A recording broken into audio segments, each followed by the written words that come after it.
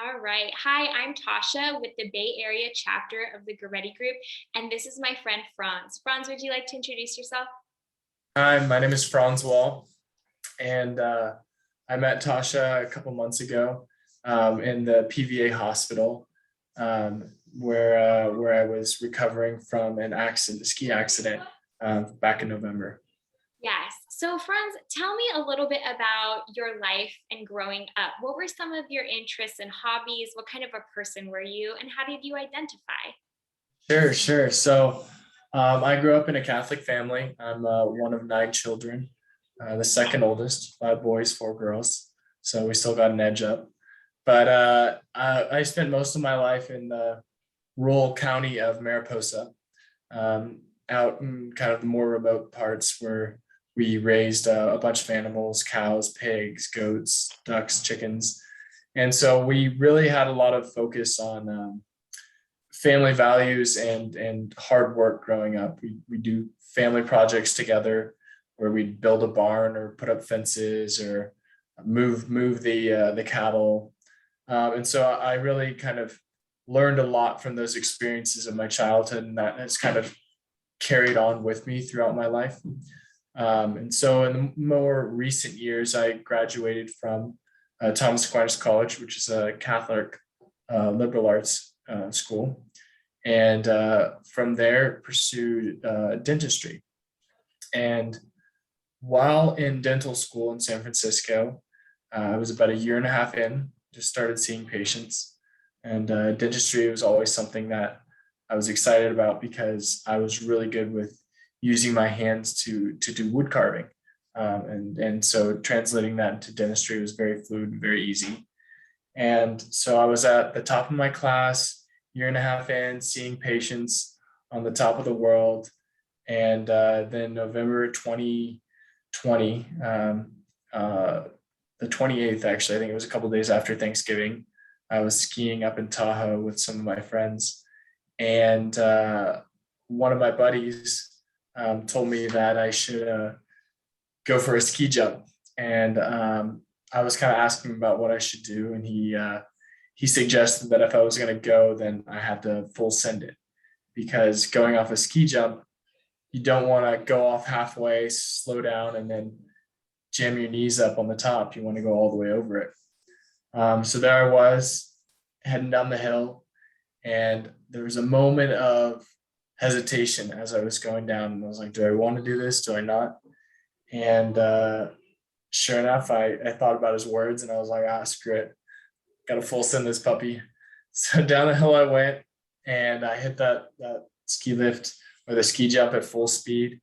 And about 20 feet in the air, I realized that I was going to land badly, and my legs went out from under me. I landed on my butt and blew out my legs, both the hip joints, and then whiplash and then snapped my spine. So that wasn't too fun. So, Franz, how old were you when this happened back in November? Yeah, yeah. So I was 26. Still 26. My birthday's in August. But yeah, just about 8 months ago. And before this, can you tell me a little bit about your hobbies? You like to surf and do other things? Yeah, so like I mentioned, one thing that I really enjoyed a lot of was wood carving. So I really enjoyed working with my hands and kind of creating beautiful art with my natural abilities. But yeah, like you mentioned, also I enjoyed surfing. I enjoyed competing in a lot of athletic events such as the Spartan challenges, and also numerous other local competitive CrossFit events. And that was a big part of my life growing up. I wouldn't say I was quite a gym rat, but I went to the gym enough that I was able to do a lot of crazy fun activities and challenging events throughout my life. And so that has kind of been at the forefront of my lifestyle before the accident, and kind of one of the things that led up to the accident, since going off a ski jump and going down black diamonds was part of that athletic prowess, I should say, going down. So, I've seen pictures of you like horseback riding, like eight-pack abs, all of that. That was like kind of your former self in a way. And what some people might not know or have picked up on is you can move your upper arms, but not open and close your hands, right? Correct. Yeah. So I can move my arms. I have the ability to use my triceps and extend my hands. But my hands, I can only use my wrists to open and close my hands. It's a function called tenodesis, which we actually all have. It's developed from our primate ancestors. So I can still maneuver objects and manipulate objects with my hands, even though I actually can't like move my fingers around. But in case anyone sees videos or pictures of me doing stuff with my hands, it's just through a manipulation of that wrist that I'm able to like grab or pick stuff up. So for example, I can pick up a water bottle with my hand, but it's only by using my wrist to contract my fingers. Got it. And then after that, I have no sensation below the chest level, and then very limited sensation on the back of my arms. And thank God, no brain damage, but nonetheless, the quadriplegic or paralysis of the rest. And Franz, do you think that this will be a long-term condition for you? Yeah, obviously with today's science and with the way the bodies are, there's still no definitive judgment on what I'll be able to get back and when it happens. I mean, I've heard plenty of stories after my accident of people saying that they didn't get anything back and 3 years later they started to walk. So there is always a possibility. However, the percentages goes down within the first year if you don't get anything back. And predominantly you start to get minor changes within the first kind of 6 months. And I haven't had anything change for me, no new sensations, no new movements. So the likelihood that I'll make any sort of recovery from the point that I'm at now is very low. Yeah, it's very low. So the condition I'm in now is more than likely, save a miracle, going to be the condition that I'll be in kind of the rest of my life. So Franz, we just collectively went through a pandemic and that kind of rocked a lot of people pretty hard, but a lot of people like hate 2020, but it seems like your 2020 was very different and much more extreme than other people. How do you even begin to process or make sense of that? Yeah, so I'd say yeah, like you said, we all had a rough 2020, but I guess I kind of got a little bit more towards the end there.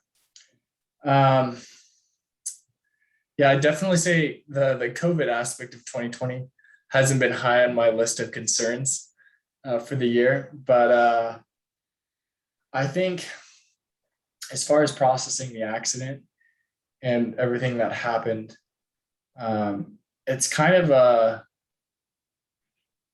an interesting thing because it doesn't hit you all at once. You kind of would imagine that it does, or at least I would have imagined. I would have imagined kind of you have your accident, you wake up, and all of a sudden, all the problems that come with that hit you all at once. Like you're like, oh my gosh, I'm never going to walk again. I'm never going to be able to play these sports again. I'm never going to be able to throw a football again. And then you, like I said, you kind of imagine that would hit you all at once, but surprisingly, it doesn't. And even though the knowledge of it does, the emotional response doesn't. And from talking to people, I guess that's also not uncommon with trauma, is that your brain almost shuts off that connection in order for you to be able to cope with what's going on in a stage sort of way.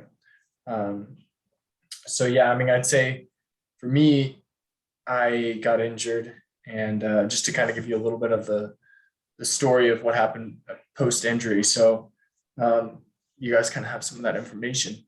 I went off the jump, and like I said, landed, blew out my hips, snapped my spine, and I remained conscious the whole time. I landed on my back, and I severed my C5 to C6 vertebrae.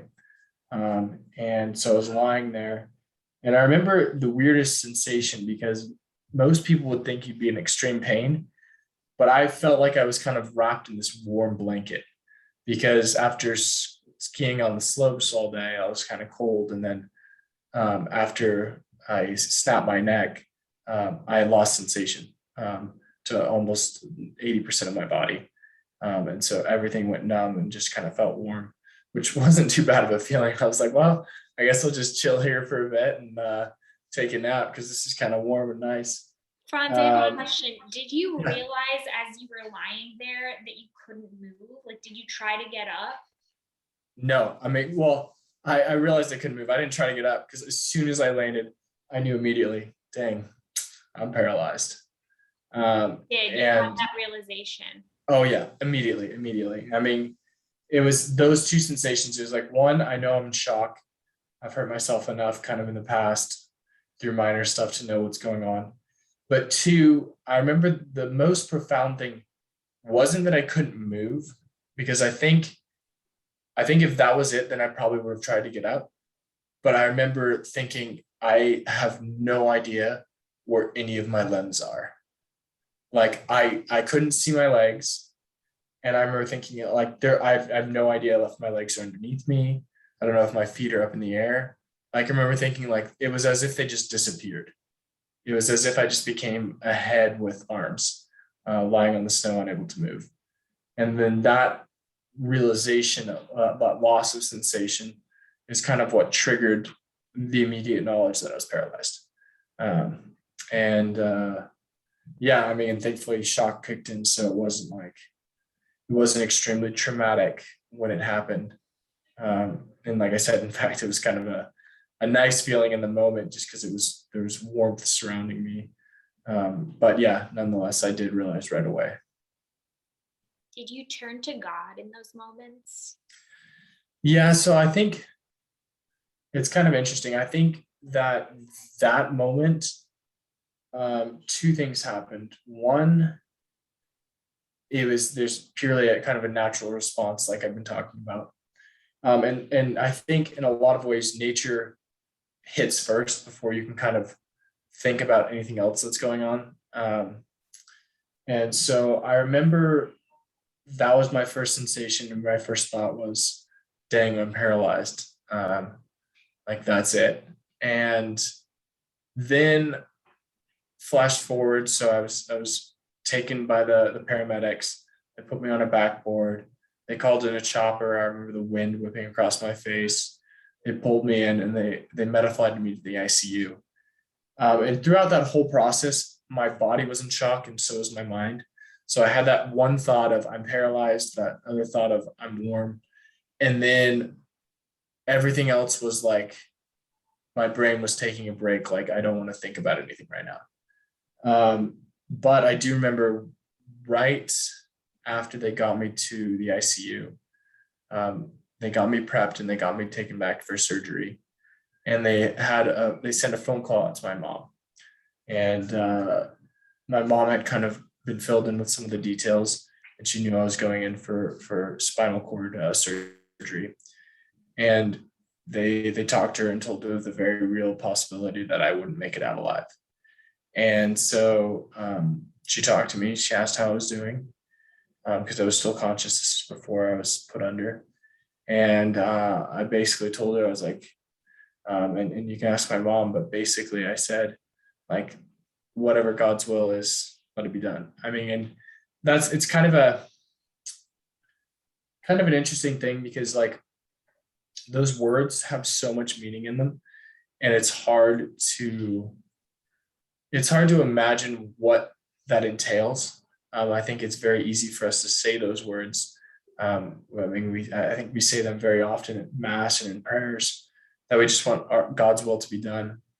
But they carry a heavy weight. And even if we don't realize the burden that we might have to undergo, it's still something that we say because we want to offer up whatever we're going through to God, and ultimately let his will be done in our lives. And so those are kind of my last words going into surgery. And that was something that I felt very strongly about, which was that this was part of God's plan one way or another. And that if I was meant to die or be paralyzed for the rest of my life or whatever the outcome was, that it was for his glory. And again, like I said, it's hard because it's not like in that moment I was like, I know all the sufferings I'm going to go through and I want God's will to be done, but I wanted to want that. And so I think that's the first step is saying those words and kind of offering it up in the moment to him. Wow. Thank you so much for sharing that. That's very stoic in a way, very stoic, whatever it is, let it be done. And also like, a fiat in a way, like a personal, let God's will be done. Mhm. Being like the servant of the Lord, sort of whatever he wills. Over time, how have you been able to process this in light of your faith and your relationship with God? I talk to a lot of men who struggle with depression or feeling like when they pray to God, he doesn't answer back and they don't like praying. And a lot of them are not in the same situation you are in. They are not paralyzed. So can you talk a little bit about what it's been like to kind of go through the process of like a Job event in your life where literally everything was kind of taken from you, everything that you had to a certain extent? Yeah. Um, yeah, it's a lot to unpack, but it's also kind of funny that you mentioned Joe because that's that was one of my nicknames going through this whole process was Mini Job, because not only did I go through this traumatic event, um, but throughout my time in the hospitals, random things would happen that would come out of nowhere. I broke out into hives when there was no trigger at all. My whole body kind of went into convulsions. I've had blisters kind of appear out of nowhere, and a whole bunch of other things that have kind of come up throughout the time that just have no explanation, that people were like, we don't even know why this happened. We can only really treat it and then like hope it doesn't happen again. So that's kind of a fun experience going through the whole process. But yeah, definitely reminded me of Job kind of going through it all. But yeah, I mean, kind of to go back to the meat of your question, I think it was, I think it's very, everything happened in stages. And so I think that's why I wanted to put so much emphasis onto the fact that when I was going to that first surgery, I had no idea what was in store for me and what suffering and pain I'd have to go through. And in a way, you make those prayers to God that let it be done to me according to your will, Mary's fiat. And you don't really know what that means or what it's going to entail down the road. So I guess the way I'll approach answering that question is going through kind of chronologically my recovery. So first, I'd say the ICU, and yeah, if you just real quick, if you guys see me shifting around, it's because one thing with the spinal cord injury is since you're sitting all day, there's a lot of pressure that builds up on your sacrum and bones. So if you don't shift your weight around, then the blood kind of congeals and leads to pressure wounds. So I don't mean it because I'm getting bored or anything like that. I'm just trying to stay healthy.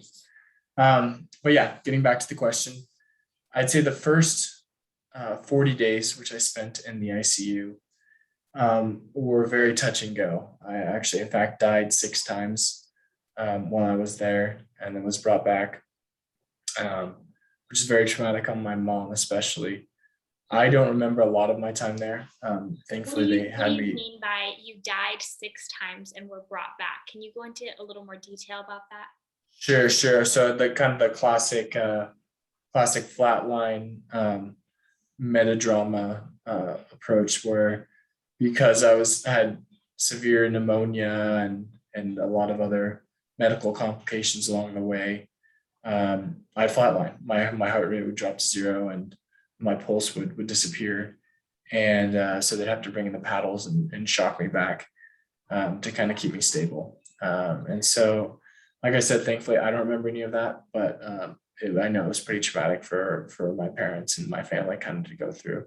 They say that Um, cats have 9 lives. Maybe Franz, you have more.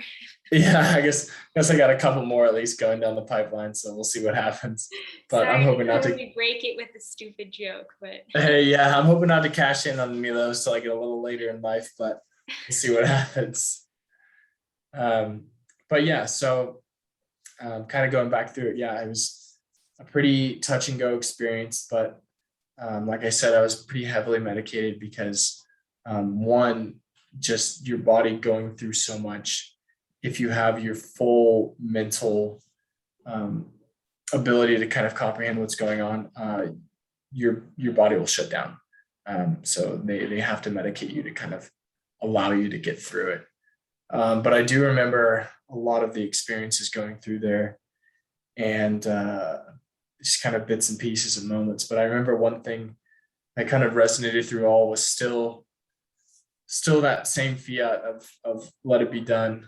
And it was a little, again, it was kind of that same state where it was a little easier to say because one, I was medicated, so it wasn't like I was feeling a lot of pain. Um, it was uncomfortable and it wasn't pleasant, but I knew that God wanted this, and somehow I could offer up this suffering and this experience to Him for the good of the world. And I think that's one of the things that I believe very strongly is, especially in today's day and age, there's a war, a violent war that is going on for souls, and the devil is doing his darndest to suck up souls in any way he can. And there's a lot out there that has taken people away from the faith, and not in any profound way. It's not like everyone's becoming murderers or doing violent crime, but in very, very dangerously subtle ways with social media, with kind of this woke culture, with all of these things that are turning good Catholic people into the lukewarm. And it's scary and it's dangerous. And I fully believe that God is calling fighters to fight this war and to help bring souls back to Him. And I think that was one of those thoughts that was going through my head constantly, was even if there's nothing else that I accomplish in life, at the very least, I can help bring people back to Him. So yeah, I mean, and that was the first stage that I thought kind of went through my head as I was in the ICU for those 40 days and 40 nights, very symbolically. And then the next stage was going into my first step of rehab. And this was at Craig Hospital in Colorado. So that's when things got real. So that's when I started going off of all the medications, because I was like, I don't want to be medicated. That's not the life I want to live. And I'm at a point where I could start to make a recovery. But that's also when it got, like I said, very real, very fast, because I was on a ventilator. So I don't know if you can see, I got this hole in my throat. I mean, it's not a hole, it's closed up, but still there's the remnants of my trach site or my ventilator. So for those first 40 days and 40 nights, I couldn't breathe, couldn't eat, couldn't drink. And then going to Craig, I had the trach with me as well. So I also couldn't breathe, drink, or eat. And once I was off the medications, that was some of the scariest times of my life. It was horrifying to like come to the realization that your entire life depends on this tube. And you almost felt isolated from the rest of the world, because you couldn't talk, because you couldn't communicate, and because your body wasn't able to keep you alive. And that was difficult to go through spiritually, because there was I guess a very dark time of trying to like really comprehend like why this was happening, because now you realize what was going on, and like just the devastation that kind of came with that. And I think going through that You can ask my mom and dad. And I'm sure a lot of the posts that my mom put up make me look a lot stronger than I felt, especially at the time. And I complained a lot. I mean, it's not something that you go through with smiles and joy, that you just kind of say, hey, like whatever God's will is, let it be done. As much as I would like to be that person that has that strength to not complain at all, I think it's also um, to a certain extent unrealistic. I don't think that, and again, this is something that I thought very strongly about as I was going through it, but it's not something that we feel we ought to go through and not have feelings about. This is an instance where we're not called to be stoic. We have to accept the fact that there's going to be anger, there's going to be sadness, there's going to be bitterness, and very much like Job. And this is once again why I associate a lot with that story. Is he doesn't go through and just like trudge through without any kind of complaints or emotions. He gets very worked up to the point where he wishes that he was never born. Um, and I mean, there's definitely moments where I was like I just wish I could be dead and go to heaven. Like I never wanted anyone to kill me. I knew that was wrong, and that's not something that I wanted. But I very much didn't want to be living with the state that I was in. But at the same time, I knew very much that God had a plan for me, and I knew that I had to do that and fulfill His plan, regardless of kind of what toll it took on me. And I remember one of the things I told my mom was, I feel like a soldier, and yet I also feel like a soldier who doesn't want to be there. I'm in the thick of war. People are dying around me. Life sucks, and I don't want to be here. But the general has asked me to complete this task, and gosh darn it, I have to follow it through. And that was kind of my state of mind for that next couple of months, where I was like, I might not like it, but I can't quit. I've got to keep pushing through. And something that people always told me when I was in Craig and recovering, which I'm sure kind of echoes with a lot of people who've gone through similar trauma, or any other kind of trauma for that matter, is it gets better. And the fact of the matter is, yes, that's true, but no one wants to hear that, because they want to know that what they're doing right now is worth it in the here and now. And so I kind of developed this little phrase as I was going through, and it's kind of stuck with me, and I've passed it on to others as well, which is keep doing the things that frustrate you, because that's when you know you're making progress. If you give up and do what's easy, more likely than not, you're doing the thing that's not helping you get better. And I think it applies across the platform, and maybe you have to interpret your own way with what's going on. But I'd also encourage this for other men that are going through depression, or that have gone through traumatic events, just keep doing the frustrating things day after day. I mean, it's very similar to working out or anything else, where if you just do what's easy, you don't make any improvements.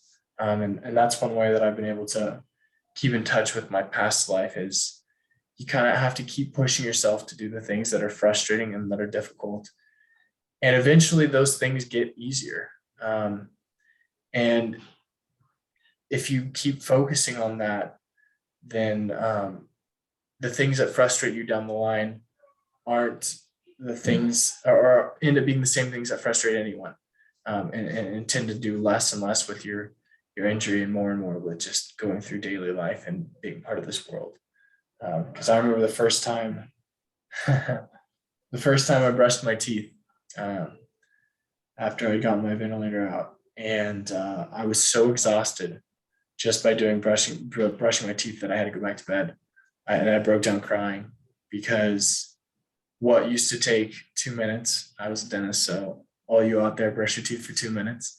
But it was so exhausting that, I broke down. I was like, this is ridiculous. Like, I can barely complete one daily functional task So you without. were able to figure out like the holding of it kind of in your hand. Yeah, so they had that point in time, my tenodesis wasn't as strong, so they actually put a wrap around my hand, which was called a cuff, so they could stick the toothbrush in there, so then I could kind of manipulate my hand or bite it and turn the angle. But yeah, it was so exhausting that it just took it all out of me. But yeah, I mean, and I'm happy to say at this point in time, I can brush my teeth without a problem. It doesn't cause me to wipe out for the day. There's definitely other things that frustrate me now, but it's one of those things that's a continual battle. And I think it also goes for the faith. I mean, it's very true that if we're not continuing to grow in virtue every day, we decline.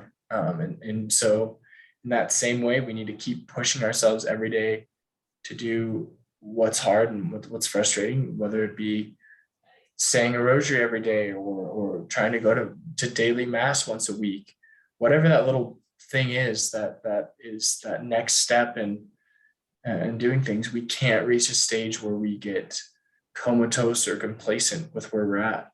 And honestly, that's the biggest danger with today's society is most people look at the world and they say, I'm better than the average Joe, so I can kind of roll with it and that'll punch my ticket to get to heaven. But that's not the way it works. And so we need to keep pushing forward and keep fighting the good fight, because that's the only way we can truly live.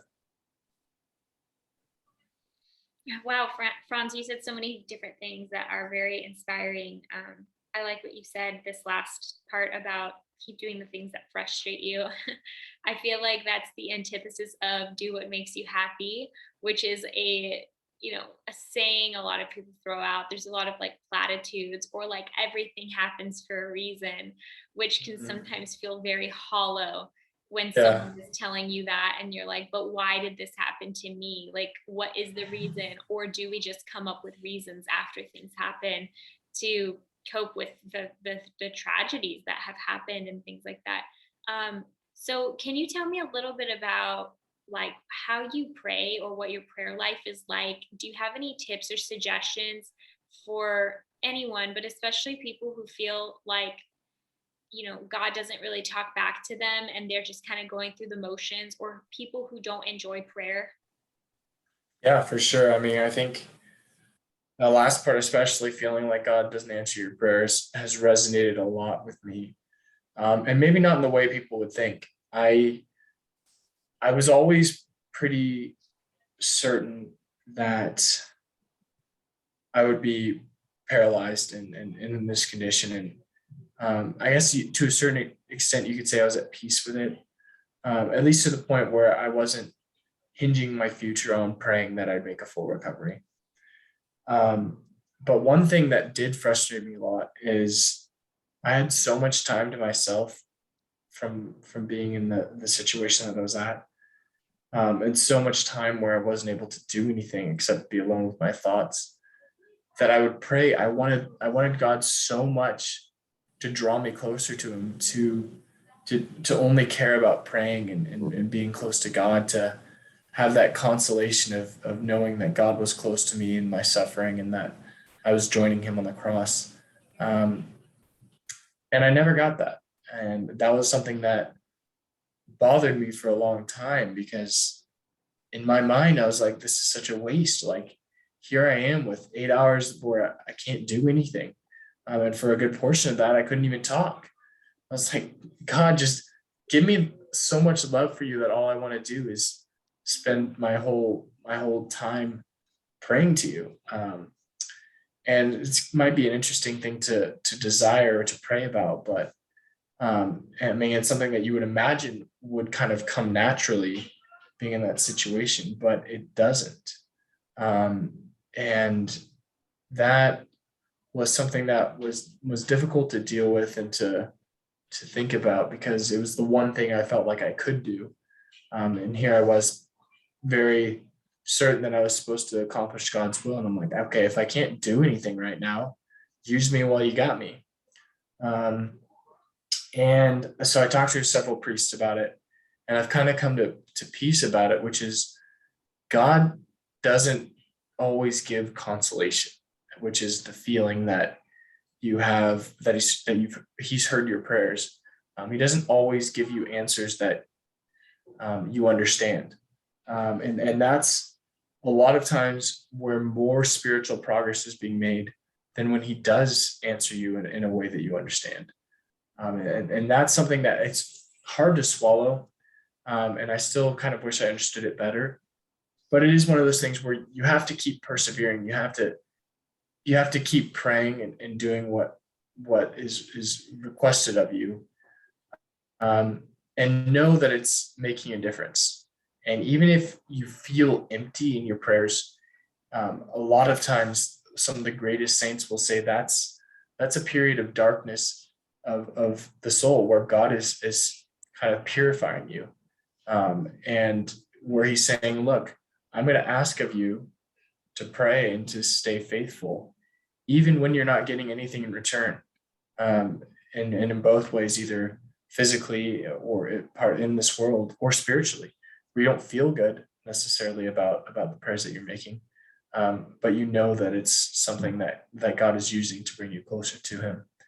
And then the second thing I'd say is, don't pray expecting a grand gesture through them. A lot of times God works in small ways. I mean, we all hear that God works in mysterious ways, but he also works in small ways. And that can be very frustrating because you want this big answer to pop out and be like, oh, nice. Like you want a vision or something cool to happen and be like, all right, those are the answers to my prayers, or like God's close to me, so I feel good about that.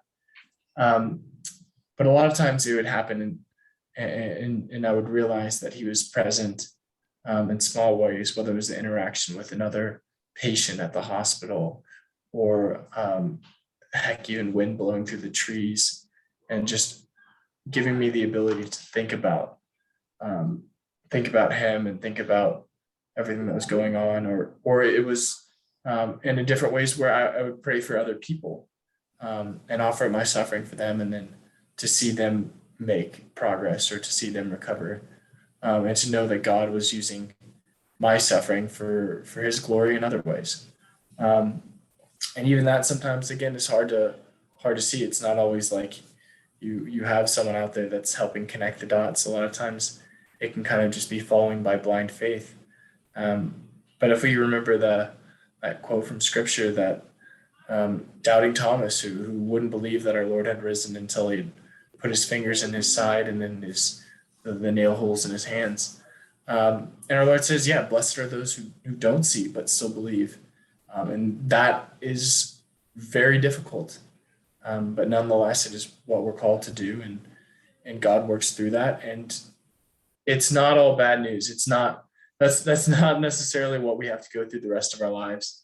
But it is often a period of time that we're called to make that devotion to him. And it is a period of time where we do grow closer to him despite us realizing it. So persevere, keep going forward, and push on. I love that word, persevere. I have made it a word for my students many times. Word of the week, persevere, keep going, never give up. And all my students, they always know the word persevere, because that's true. We have to, run the race that God calls us to run. And we all have different crosses to bear, and some are greater than others, or some crosses appear greater than others, and Franz, you're a very strong and intelligent man, and I don't know why this has happened to you. When no one really knows why the things happen to certain people and not to others. But I do trust in God, and I know that God loves you, and God does have a plan for your life. And I'm very happy to hear that you've kept your faith through all of this, because there are many people who have gone through smaller things than you, who have lost their faith, or who have really had no tragedies, no pain, nothing be taken from them, but they just kind of become disillusioned about faith.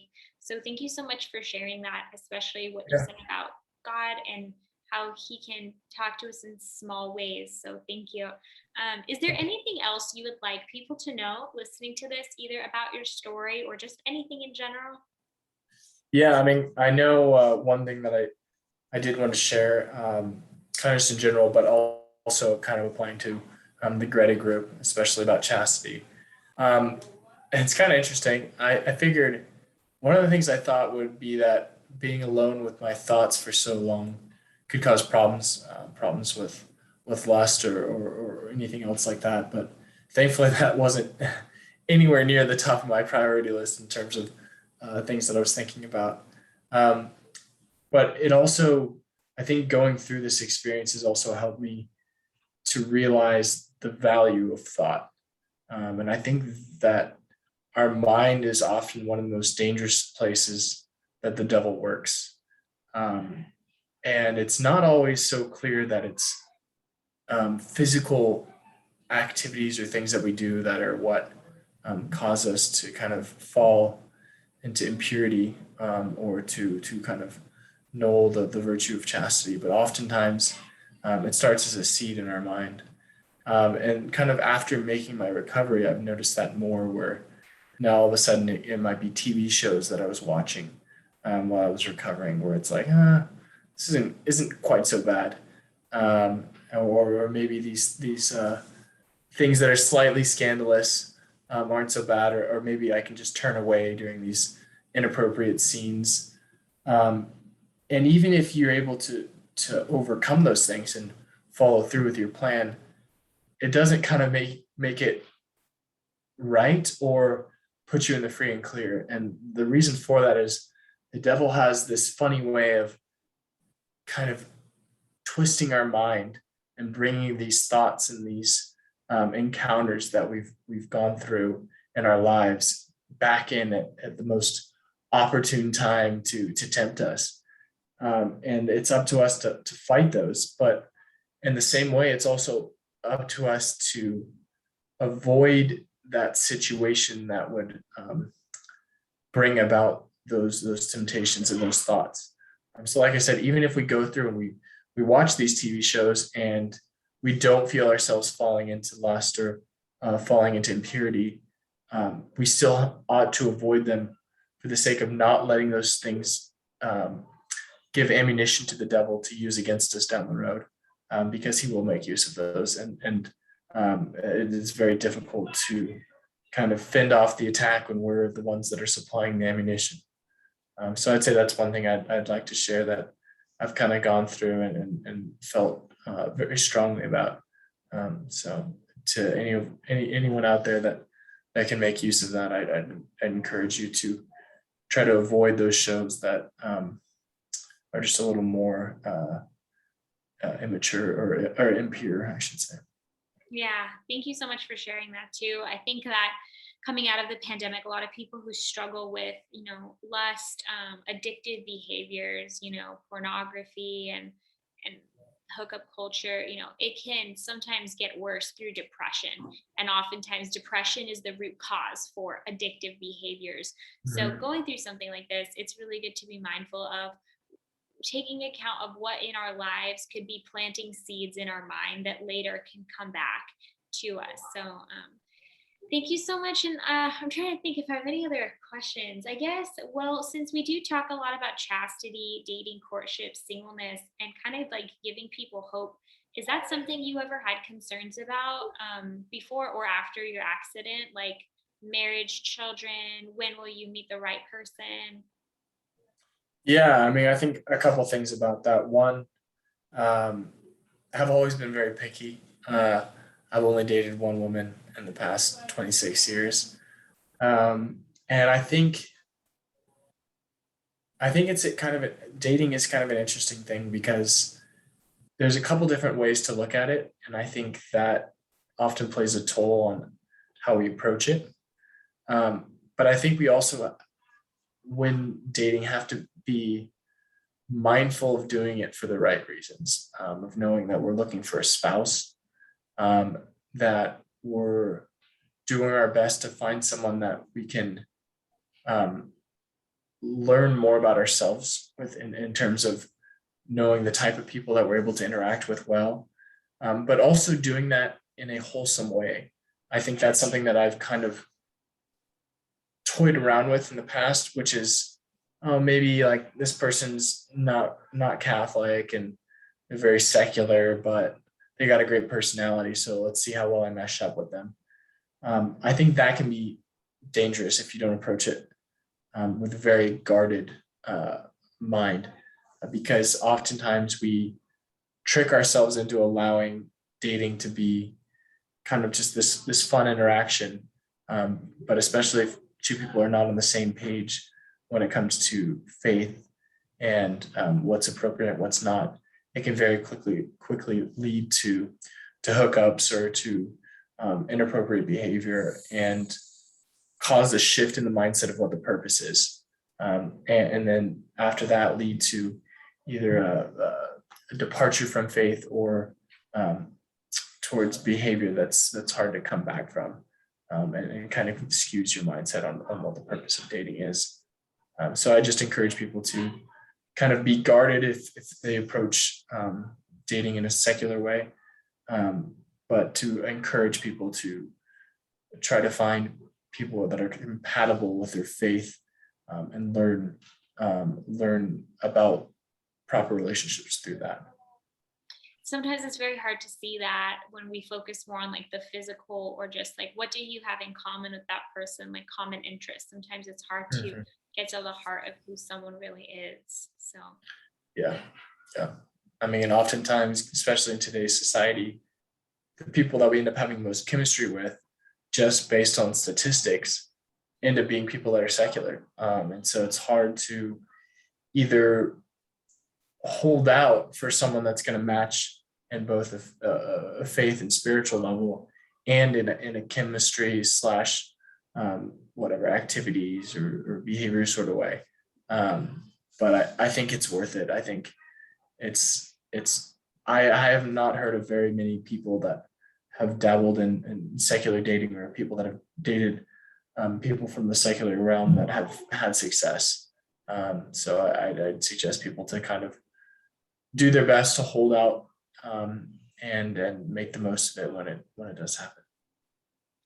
well, thank you so much, Franz. I think that this is going to be a really popular video. I think a lot of people want to know like your story and just hear about a different perspective on life. And Of course. hopefully people will learn to also like be more appreciative and grateful for the opportunities that they do have, and to be kind and empathetic towards others, because I think a lot of people look at people who are differently abled or have a limited mobility, and sometimes it's like either uncomfortability, sadness, or pity. But at the same time, it's like people in that situation have so much to offer, and it's just a different situation. It's a different life, but it's not necessarily one that we always have to like have this heavy cloud over, at least that's my perspective. And if there's anyone out there listening, go take a run for me. Use some ways and Hashtag run for Franz. Exactly. And tell me about your is it your nephew, John, or your nephew or your godson? Nephew, yeah. Okay. Tell me about some of the fun things that you do with him. Yeah, so he is fascinated by machinery, especially cars. And so when I got home, he was just fascinated by the fact that I had this permanent set of wheels attached to me, which has definitely made me the favorite uncle, because he'll hop on board my wheelchair and just sit for whatever half an hour as I wheel around the house, going back and forth. So he's like vroom. Yes, exactly. So I'll go vroom vroom, beep beep. And then he'll just play. He'll get a set of cars and just play on my knees, making racetracks as I drive around the house doing whatever odd tasks. So it's a lot of fun. He's very lucky to have you in his life, and I hope that you will always be there to, steer him in the right direction. Right? Pun fully intended. All right. Well, I will. I'm gonna end this, and then.